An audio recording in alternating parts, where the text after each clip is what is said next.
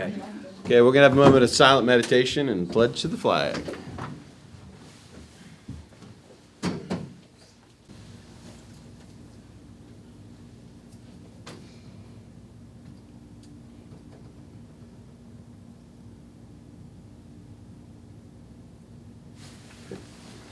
I pledge allegiance to the flag of the United States of America and to the republic for which it stands, one nation, under God, indivisible, with liberty and justice for all. Morning, we'll call this March 5th, 2025 meeting of the Monongalia County Commission to order. It is 10 a.m.-ish. We're joined by Commissioner Bloom and myself. Commissioner Skor could not attend today. So first thing we have is consent and approval with our county administrator, Renetta McClure. Good morning. Good morning. You have no exonerations to approve this morning. Minutes for February 26, 2025. Vouchers, General County Fund, $266,434.46. Coal Severance, $5,000. Chestnut Ridge Park, $1,955.62. Mason-Dixon Park, $439.51. Assessor's valuation, $886.37. Purchasing card vouchers, General County, $9,839.14. Home confinement, $15,224.56. Chestnut Ridge Park, $177.68. Mason-Dixon Park, $89.85. ARPA, $7,657 for a voucher total of $307,704.19. No budget revisions. Position vacancies are listed on the county website and fiduciary orders for March 5th, 2025. Do we have a motion to approve the consent agenda? So moved. I will second. With first and second, all in favor? Aye. Aye. No additional fiduciary orders, correct? No. Okay, moving on. Introduction of new employees, personnel changes. We have Mecca 911. I believe Jimmy Smith is here to introduce a new employee. Morning, Jimmy. Morning, Commissioners. Morning. How we doing? This morning, I would like to introduce Tabitha Ellenwood. She starts on March 16th as a full-time employee with benefits at a beginning salary of $3,425.10 per month. Morning. So moved. I'll second. We have a first and a second to approve the new employee for Mecca 911, Tabitha Ellenwood. All in favor? Aye. Aye. Welcome to the county. Thank you. Welcome. Appreciate it. and Thank you. Thanks for Hope coming. you're not busy. She will be. Next, we have our public comment section. So I'll open the comments from the public. In this session, you have 3 minutes or so to come forward and state your piece. Please give your name and address before you begin if you'd like to speak.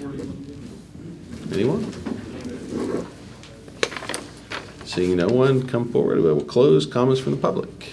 Next, we have a resolution, the Appalachian Citizens Law Center Federal Black Lung Benefits Increase. I believe we have a representative here for that. So please introduce yourself and tell us what you got. Good morning, Commissioners. My name is Brendan. I am a policy advocate with the Appalachian Citizens Law Center, former resident of Morgantown for 10 years and current resident of Marshall County. The Appalachian Citizens Law Center is a nonprofit law center based in Whitesburg, Kentucky, and for over 20 years we've assisted coal miners and their families with securing their federal black lung benefits. And I'm here today to talk with you all about black lung disease and the current state of federal black lung benefits. As you may know, black lung is a progressive, fatal occupational health disease caused by the inhalation of coal and silica dust. In Central Appalachian coal-producing counties, approximately 1 in 5 coal miners with at least 25 years of work mine experience have black lung disease. An estimated 16% of all coal workers are affected by black lung. Increased exposure to silica dust is the primary cause driving up cases of black lung, particularly among younger miners. According to Leonard Goh from the University of Illinois, Chicago, he says, quote, "We are seeing cases of disease in people with 5-6 years of exposure, sometimes even less." And in a 2023 investigation, investigators found more than 4,000 cases of complicated black lung or progressive massive fibrosis since 2010. Not even a couple decades ago, it was rare to see more than a handful of cases of progressive massive fibrosis across the country. But now we're seeing fatal diagnoses at single black lung clinics by the dozens. Minors disabled from this disease are unable to work. Many require the assistance of friends or family to support them in their daily activities. In West Virginia, as of available data from 2024, there were 5,017 West Virginians receiving federal benefits, of which 61 resided in Monongalia County. The federal benefits provided to residents of the county deliver an estimated $1,382,105 in disability and medical benefits just last year alone. In Monongalia County, according to the MIT Living Wage Calculator, the living wage for a single individual is over 4 times more than the benefits provided for a single minor with no dependents under the current system. There have been attempts by Congress to resolve this issue over the years, such as in 2014 when then Senator Bob Casey and Representative Matt Cartwright of Pennsylvania introduced the Black Lung Benefits Improvement Act, which was later sponsored by West Virginia's congressional leaders such as Representative Nick Rahall and Senators Joe Manchin and John Rockefeller. Among other things, this bill would have tied federal benefits to the cost of living. However, despite this bill being introduced every Congress since then, it has never received a floor vote. And other organizations that we work with, such as the Black Lung Association, have been advocating for a change in the way that federal benefits have been structured for years. We're deeply appreciative of the Commission today taking this resolution into serious consideration and with your show of support. We hope that this resolution will call upon our congressional leaders to once again become champions of mining communities they represent by supporting an increase in federal Black Lung benefits. Would you like me to read the resolution as well? Okay. The resolution reads, whereas Monongalia County is a community in West Virginia, a region with many rich assets, including our land, water, heritage, and people have mined coal that has fueled the United States for over a century.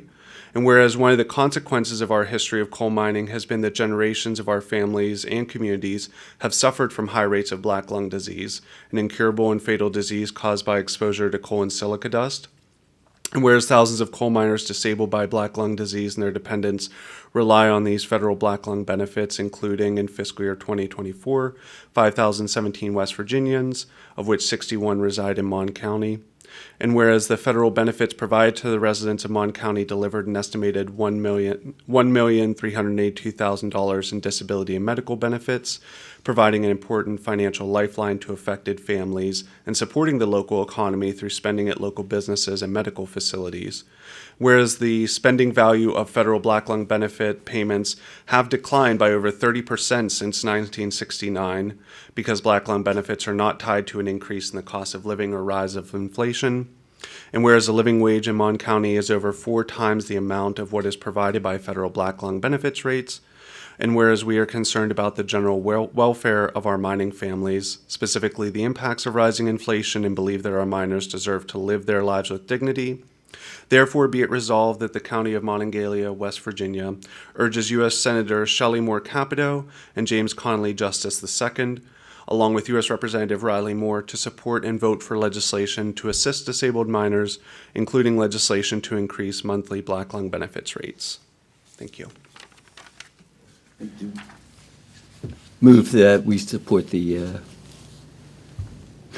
Resolution? resolution. My mind went blank, I'm sorry. Second. All in favor? Aye. I'm really We sorry. have the resolution signed. yes. You've already It's got already it. signed. Yes. Wonderful. Yes. Thank All you right. so much, Commissioner. Well, that's Thank you very much. Thank you Thank you for coming in. doing what you're doing. Thank you so much. Moving on, we have Colleen Kuhn, our grant administrator and office manager for grants. Morning, Colleen. Good morning. This morning I have for you the Community Development Block Grant application. The request is for $21,966. Move for approve. Second, all in favor? Aye. Thank you. I'll get to that in a minute. No more grants. We'll move on to correspondence. A, we have a newsletter received regarding the current status of the Morgantown Arts Center. We received a letter from BBC Cat Sanctuary regarding a speed limit decrease on Mason-Dixon Highway near their facility in Wanna. Received a letter from the 17th Judicial Circuit Public Defender Corporation regarding the elevator at 265 Spruce Street operated by the Monongalia County Development Authority. We have received that letter. The Development Authority actually owns that building. We will consult with them on the status of the request that's been made to them by the Public Defender Corporation. Lastly, we have an organizational status report from the Mountaineer Trail Network Recreation Authority. Do you have any other correspondence, Renetta? Yes. There Okay. is a unveiling of the visitation room. It's a new facility for CASA on March 13th between 12 and 2. And that's 68 Clay Street. Okay. Anything I'll else? put that on your calendar. Great. Okay. Nothing else? No, that's all. Anything from you, Tom? No, I don't. Don't have any either, so that's all for correspondence. We have no unfinished business. Moving on to new business. Consideration to approve requisition number 101 for the University Town Center Excise Tax District Administrative Expense Fund. Requisitions for 2,266.25, and that is Unicap's monthly invoice for the month of February. So moved. We have I will second, so we have a first and a second. All in favor of approving the requisition? Aye. Aye. Moving on, B, consideration to approve requisition number 19 for the University Town Center Series 2023A Property Tax District Administrative Expense Fund. The requisitions for 2,211.25, and again, that's Unicap's invoice for February. Move to approve requisition number 19. I will second. We have a first and a second. All in favor? Aye. C, consideration to approve an appointment to the Monongalia County Building Commission. Applicant is Raynard Glimpf. I think I mentioned that last week. We'd had this position open for about a month and hadn't received any other applications. Great. Move to approve. I will Yeah. second the motion to approve the appointment to the Monongalia County Building Commission of Mr. Klimt. All in favor? Aye. Aye. He's an excellent appointment. Good. Consideration to approve a request for funding to complete a mural project at New Hill Community Park. Request is for $2,000, I believe. Yeah, $2,000. And they expect project to be completed by August. This is on the storage garage or Yeah. barn? They have a storage building up there that they keep the equipment to maintain the park up there, so. This is the park next to the formerly Metapon's golf course. Little bit Well, there. New Hill is Yeah, a kind of a little bit separate before. community way Yeah, before it's just Metapon's, yeah, but next door, yeah, Yeah. right, yeah, okay. Move to approve with discussion. Okay, I will second.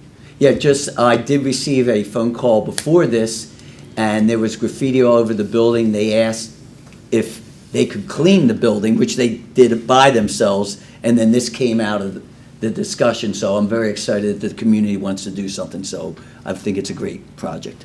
Great. Well, we have a first and a second, all in favor? Aye. Aye. Passes. Reports from elected officials. Anything from Granville? The lights working? All right. Wonderful. they're great. Reports from county commissioners, Tom? Yeah, this was an extremely eventful week for us at the county commission. Let's first say that we had a meeting with the Attorney General's office. All three county commissioners were there, as was our administrator. A lot of issues were discussed, and I'm really pleased that J.P. McCuskey was willing to come up and talk with us, and I really think it went extremely well. We also got to discuss some issues about the First Foundation, which ironically leads into my second point. Yesterday at 3:30, I met with, so I don't get the names wrong. I met with the commissioners from Lewis County and Upshur County, which was Agnes Queen and Christy Tenney, along with Jonathan Board of the First Foundation and then 5 members of the First Foundation committee. What we asked, and what I just generally want to say is what we asked for was to promote more local input into the decision process in reviewing grants for the First Foundation. I think it was received very well. Lewis, Upshur, and I, Mon County, are going to come out with a joint press release to explain what we meant and what we were trying to do and to have more input, and that will be coming out hopefully in the next week. But I believe that clearly Mr. Board liked the idea of us working together, that we wanted to have more local input, and there's $1 billion, and there's a lot of small communities that need to be heard, and that's what we wanted to express in the process. So I was really pleased about that.